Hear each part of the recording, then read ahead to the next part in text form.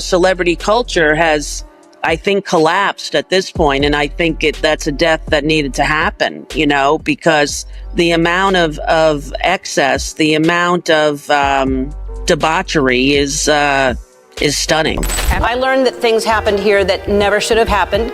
I take that very seriously, and I want to say I am so sorry to the people who were affected. And I come to find out there's not that much Hollywood in Hollywood. The Hollywood in my mind is not the Hollywood in real life. But again, people would say, is it surprising that Epstein didn't maintain this kind of footage and documentary evidence against other people, unless, of course, no one else engaged in any of the abuse of these women or these girls? Because some people would say he was so rich, he was so powerful, why wouldn't he keep blackmail material, and wouldn't it have been in his possession, and wouldn't it have been accessed by federal prosecutors and authorities if they collected all this evidence from their home? I mean, to be clear, just to set it again, when they looked at all the material, their responsive requests were quite broad.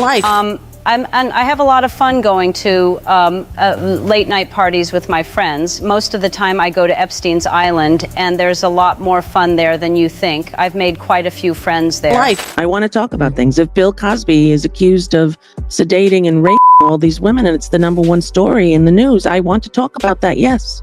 One makeup artist was quoted as saying that when he tried to make small talk with Ellen, she supposedly said, "Who do you think you are? Don't look at me." The world of Hollywood is built on smoke and mirrors, but usually the mirrors are used to make things look bigger, not to help someone disappear. For 20 years, Ellen DeGeneres was the undisputed queen of daytime sunshine. She built a multi-billion-dollar empire on the back of 2 simple words: be kind. It was a brand that felt bulletproof, appearing on everything from coffee mugs to high-end lifestyle collections. But right now, that sunshine is nowhere to be found. Instead, Ellen is tucked away in a quiet corner of the English countryside, and the world is starting to realize that her move wasn't a peaceful retirement, it was an emergency exit. When she and her wife Portia de Rossi packed their bags for the Cotswolds in the summer of 2025, they told a story about a fresh start and getting away from the political heat in America. But if you look at the timing, that story starts to crumble. The reality is that she left just as a new set of doors was beginning to open, doors that lead straight into the darkest corners of the industry's history. The internet is looking for Ellen DeGeneres, but I'm gonna tell you right now, she probably done left the damn country because she knows she's on that damn Epstein list.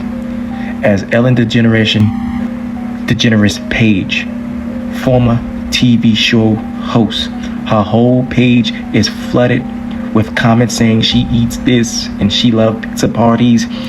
The harassment that she is getting on her page is beyond, and people is looking for her to be arrested and get arrested. But I'm gonna tell you right now, a lot of these celebs are fleeing. A lot of these celebs are disappearing because the time has come where everything is getting ready to expose, and they have been used as pawns and puppets. Satan has no use of them. He used them to do their dirty work, to do his dirty work, and now he has no use of them, and he doesn't care what happened to them. This is bad. I don't wish no bad upon no celebs or anybody. Best thing they can do is pray. They have been played and used, and a time has come. It's fallen. The departure wasn't just a move, it was a liquidation. She sold her legendary Montecito estate, ditched her signature look, and was across the Atlantic before the headlines could even find their footing. While she claimed the move was about a need for peace, the people she left behind are telling a much louder story. It's a story that involves a physical VCR tape, a stopwatch, and a set of files that were never meant to be unsealed. For the first time in her career, Ellen isn't the one controlling the narrative. She's waiting, separated from her old life by an ocean, while the world picks apart the trails she left behind. The Be Kind era is officially over, replaced by a season of questions that no amount of dancing can answer. The Ellen situation. Yeah. You know, people found out that Ellen was mean, and all these people came out and said, Ellen's actually a bitch. And then we're like, whoa. Yeah. Can't believe it. And she lost everything. She fell apart, disappeared, because people found out that this character that she was portraying in a half an hour on a television show is not really who she was. My buddy Greg, who was one of her writers, was like, she's a piece of shit. And he was like, she's a monster.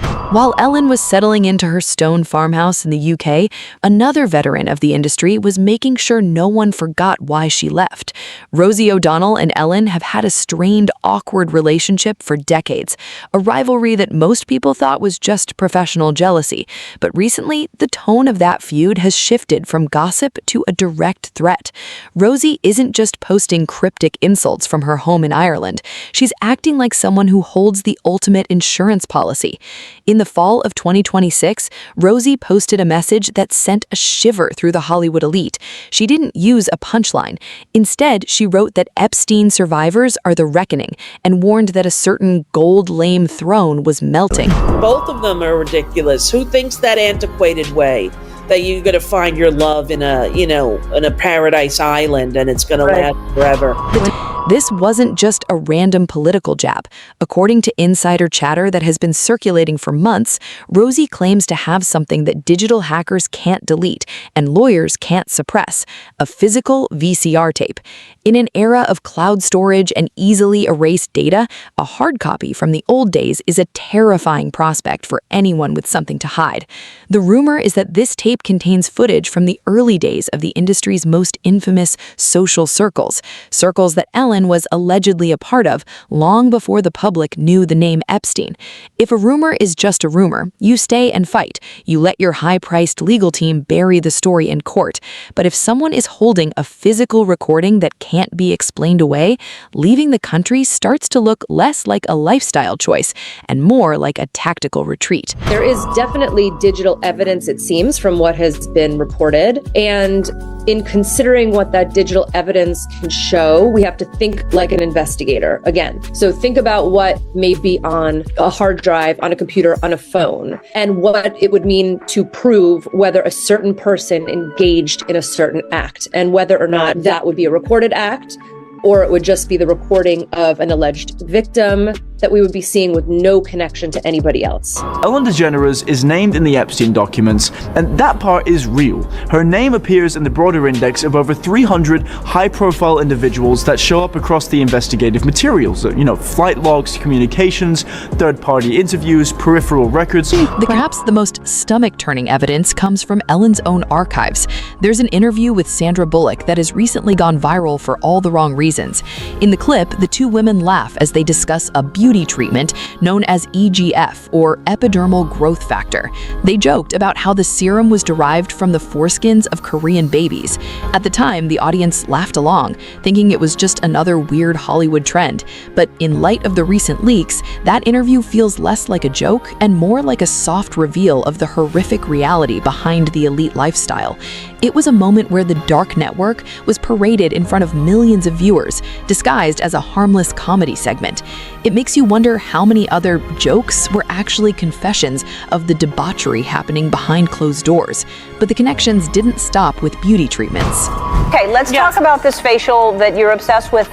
How many, did you get the whole cast of Ocean's 8 to do Not this? everybody. Okay, good, smart ones. Just those that I thought would appreciate it. Okay, explain what it is. Well, it's this way in which one forces through microneedling. It's like a little roller with these, I think many of you know it, and it pushes through the skin and ruptures the collagen and then boosts it. You look like a burn victim for a day, but then it pushes the What are you pushing into the skin, Sandra? Carrie? What are you pushing into the skin? Well, you push in whatever the facialist would like to insert into your pores. But what is it? It is an extraction from a piece of skin that came from a young person far, far away, and they somehow figured out how to extract. It's foreskin from a Korean baby. I've handpicked the top-rated skincare, home, and wellness essentials in my official Amazon storefront. Click the link in my description to shop the Celeb Curio collection today. Sometimes the truth was hidden in plain sight, delivered by guests who refused to follow the script. Back in 2016, Kanye West sat in that same chair and delivered a speech so intense and cryptic that it was reportedly scrubbed from many official archives. While Ellen tried to maintain her be kind persona, Kanye was speaking about the debauchery of celebrity culture and the desperate need to connect to something real. Looking back at this banned footage through the lens of the recent leaks, his words feel less like a rant and more like a desperate attempt to expose the gatekeepers while sitting directly in front of one. Pay close attention to the tension in the room. It's almost as if he was trying to warn us about the dark network years before the first file was ever unsealed. Everybody's trying to I don't give how much you sold. If you playing on radio, are you connecting? Picasso is dead. Steve Jobs is dead.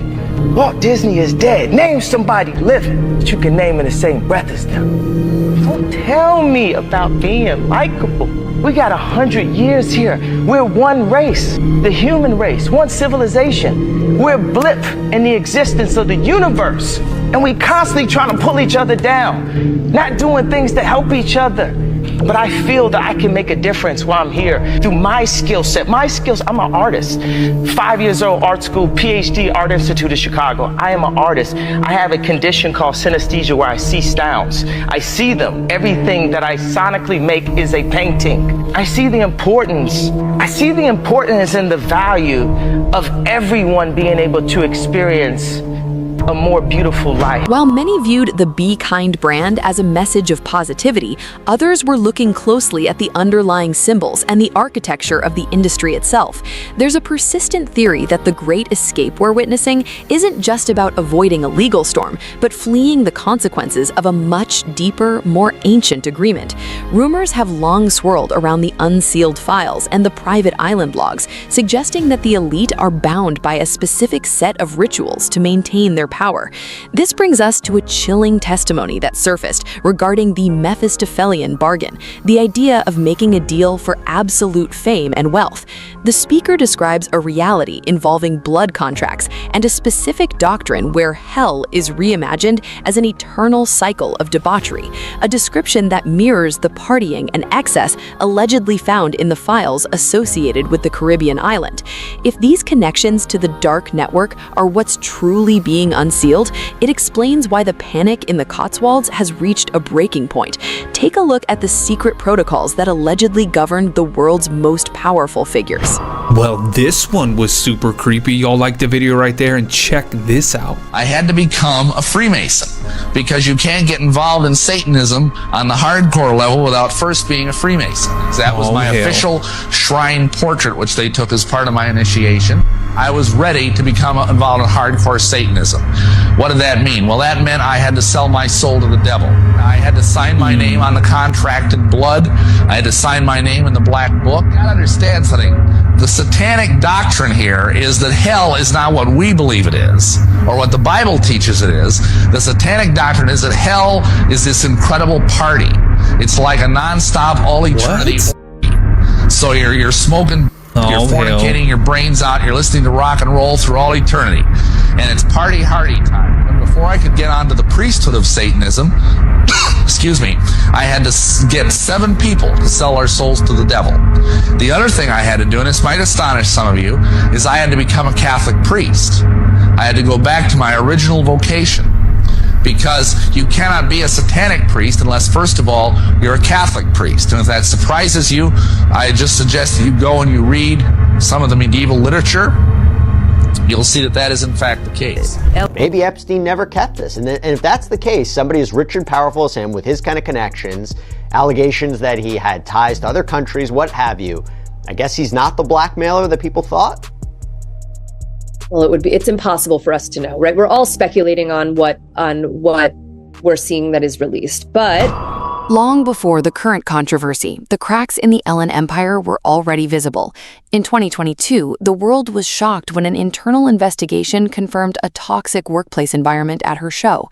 There were accusations of racism, fear, and intimidation, all happening just a few feet away from where she was telling people to be kind.